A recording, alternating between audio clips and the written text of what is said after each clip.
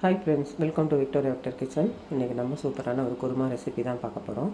இது வந்து வெஜிடபிள் ரைஸுக்கு, மீல் மேக்கர் ரைஸுக்கு, பிரியாணிக்கு எல்லாத்துக்குமே இந்த குருமா வந்து சூட்டபுளாக இருக்கும், நல்ல டேஸ்ட்டாகவும் இருக்கும். இன்றைக்கி வந்து நான் வந்து வெஜிடபிள் குருமா தான் பண்ண போகிறேன். இதுக்காக ஒரு வானல் அடுப்பில் வச்சுருக்கேன். ஆயில் சேர்த்தாச்சு. இதில் பட்டை, லவங்கம், ஏலக்காய், கிராம்பு, ஒரு பிரியாணி இலையை சேர்த்து அதுக்கப்புறமா வெங்காயம் வந்து ஒரு பெரிய சைஸ் வெங்காயத்தை கட் பண்ணி வச்சுருக்கேன். அதை இதில் சேர்த்துருவோம். இந்த வெங்காயத்தை வந்து நல்லா வதக்கிட்டே வரணும். ரொம்பவும் செவந்துடக்கூடாது. ஓரளவுக்கு வெங்காயம் வதங்கினா போதும். இதை ஸ்லோவாக வச்சு அடுப்பை பண்ணுவோம். ஏன்னா அது ரொம்ப ஒரு மாதிரி தீஞ்ச மாதிரி ஆகிடக்கூடாது. எல்லாமே வந்து ஸ்லோவாக தான் இதில் வந்து வதங்கி வரணும். அப்போ தான் நல்லா டேஸ்ட்டாக இருக்கும். இப்போ வெங்காயம் வதங்கிட்டு இருக்குது. இதுக்கிட்ட நம்ம வந்து ஒரு ஸ்பூன் இஞ்சி பூண்டு பேஸ்ட்டு இதில் சேர்த்துருவோம். சேர்த்துட்டு நல்லா வதக்கிடலாம். வெங்காயம் நல்லா கொஞ்சம் வதங்கினதுக்கப்புறமா நம்ம தக்காளி சேர்க்கணும்.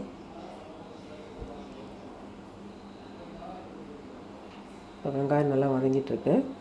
அடுத்தா நம்ம வந்து இதில் தக்காளி சேர்க்கலாம். நான் தக்காளி வந்து இன்றைக்கி சின்ன சைஸ் தக்காளி வந்து ரெண்டு தக்காளி வந்து கட் பண்ணி வச்சுருக்கேன். அதை இதில் எடுத்து சேர்த்துட்டு நல்லா வதக்கி விட்டுடலாம். இந்த வெங்காயமும் தக்காளியும் வதங்கும்போது வந்து பார்த்திங்கன்னா நல்லா ஸ்லோவாகவே அடுப்பு இருக்கட்டும். நல்லா மூடி வச்சு வதக்கும்போது இதில் வந்து நல்லா ஒரு எண்ணெயெல்லாம் பிரிஞ்சு நல்லா வரும். இப்போ வந்து நான் இதில் வந்து காரத்துக்கு 2 பச்சை மிளகாய் சேர்த்துருக்கேன். அதே டைம் நான் வந்து இதில் மசாலாவும் சேர்க்குறேன். கம்மியாக தான் சேர்க்குறேன். காரம் கொஞ்சம் அதிகமாக வேணும் அப்படின்றவங்க வந்து பச்சை மிளகாய் இன்னும் எக்ஸ்ட்ராவாக 2 பச்சை மிளகாய் சேர்த்துக்கலாம். நான் வந்து ஒரே ஒரு பச்சை மிளகாய் தான் சேர்த்துருக்கேன். இப்போ தக்காளியும் சேர்த்தாச்சு. இது வந்து நல்லா கலந்து விட்டதுக்கப்புறமா மூடி வச்சுருவோம். மூடி வச்சோன்னா அதுவே நல்லா வதங்கி இந்த எண்ணெயெல்லாம் நல்லா பிரிஞ்சு வரும். அதுக்கப்புறமா வந்து நம்ம இதை நல்லா கலந்து விட்டுடலாம். இப்போ பாருங்கள், நல்லா வதங்கி எண்ணெய் பிரிஞ்சு வந்துச்சு. இப்போ இதில் வந்து ஒரு கைப்பிடி அளவுக்கு புதினா சேர்த்துருவோம். இது கண்டிப்பாக சேர்க்கணும். அப்போ தான் இது ஒரு வாசனையும் நல்ல டேஸ்ட்டாகவும் இருக்கும். இந்த புதினாவை நல்லா வதக்கி விட்டுடலாம். புதினா வதங்கினதுக்கு அப்புறமா நம்ம வந்து இப்போ இதில் என்ன மசாலா சேர்க்க போகிறோம். வந்து கொஞ்ச நேரம் மூடி வச்சிடலாம். அதுக்கப்புறமா மசாலா சேர்க்கலாம். இப்போ வந்து பாருங்கள், ஓப்பன் பண்ணி பார்க்கும்போது நல்லா வதங்கி இருக்குது. நல்ல வாசனையாகவும் இருக்கும். இதில் வந்து வெறும் மிளகாத்தூள், தனியாத்தூள், மஞ்சள் பொடி எல்லாம் கொஞ்சம் கொஞ்சமாக தான் சேர்க்குறேன். அதிகமாக காரம் நான் சேர்க்கலை. அதுக்கு உங்களுக்கு எப்படி வசதியோ அந்த மாதிரி காரத்துக்கு ஏற்ற மாதிரி நீங்கள் சேர்த்துக்கோங்க.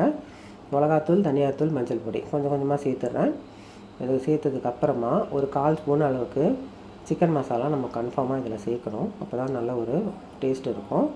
இப்போ மிளகாத்தூள், தனியாத்தூள், மஞ்சள் பொடி சேர்த்துட்டேன். அடுத்தா வந்து நான் இப்போ சிக்கன் மசாலா ஒரு 1/4 ஸ்பூன் அளவுக்கு சேர்க்குறேன்.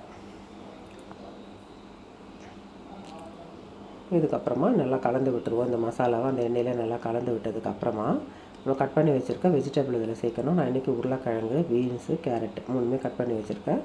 அது வந்து நான் இதில் சேர்த்துடுறேன். சேர்த்துட்டு நல்லா வதக்கி விட்டுடலாம். கொஞ்சம் வதக்கினதுக்கு அப்புறமா நம்ம இந்த காய் வேகிற அளவுக்கு தண்ணி வச்சிடணும்.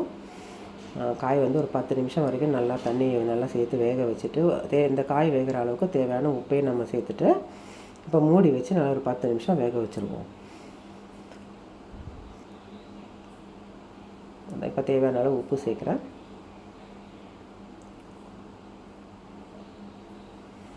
உப்பு சேர்த்தாச்சு. இப்போ வந்து நம்ம மூடி வச்சிடலாம். மூடி வச்சுட்டு அதனால ஒரு 10 நிமிஷம் வேகட்டும். அதுக்குள்ளே நம்ம வந்து இந்த குருமாவுக்கு தேவையான தேங்காயெலாம் நம்ம அரைக்க போகிறோம்.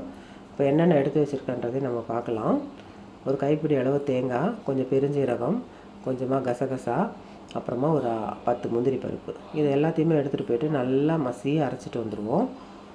அரைச்சி எடுத்துகிட்டு வந்து இப்போ பாருங்கள், இந்த நல்லா வெந்துட்டுருக்கு. காய் நல்லா வெந்துருச்சு. இப்போ இதில் வந்து நம்ம அரைச்சி வச்சுருக்கிற அந்த தேங்காவை இதில் சேர்த்துருவோம். தேங்காய், அந்த முந்திரி பருப்பு, பெருஞ்சீரகம், கசகசாலாம் அரைச்சிருக்கோம் இல்லைங்களா, அது இதில் சேர்த்துட்டு இப்போ இதில் வந்து மிக்ஸி ஜார் கழுவி இது தேவையான அளவு தண்ணி நம்ம இதில் சேர்த்துறோம்.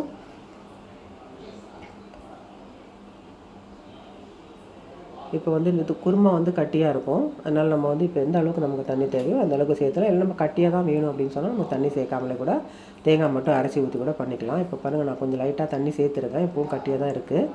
இப்போ நல்லா கலந்து விட்டதுக்கப்புறமா நம்ம மூடி வச்சுருவோம்.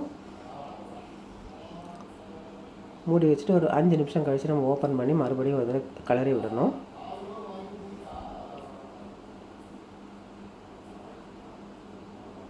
இப்போ 5 நிமிஷம் பொறுத்து திரும்ப நம்ம கொஞ்சம் லைட்டாக கலந்து விட்டுட்டு திருப்பி மூடி வச்சிடலாம். அந்த தேங்காய் வந்து நல்லா வேகணும். இப்போ மூடி வச்சுட்டு ஒரு 10 நிமிஷம் வரைக்கும் அப்படி ஸ்லோவாகவே நல்லா அது வெந்து வரட்டும்.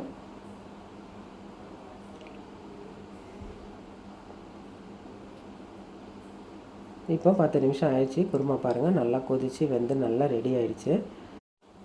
இப்போ இதில் நம்ம வந்து கொஞ்சமாக கொத்தமல்லி தழையை கட் பண்ணி இதில் மேலால் தூவி விட்டுருவோம். இப்போ வந்து சூப்பரான குருமா ரெடி ஆகிடுச்சு. கண்டிப்பாக நீங்கள் அதை ட்ரை பண்ணி பாருங்கள், செம்ம டேஸ்ட்டாக இருக்கும். இந்த வீடியோ பிடிச்சிருந்தா லைக் பண்ணுங்கள், ஷேர் பண்ணுங்கள், கமெண்ட் பண்ணுங்கள். மறக்காமல் விக்டோரியா விக்டர் கிச்சனுக்கு சப்ஸ்கிரைப் பண்ணுங்கள். தேங்க்யூ.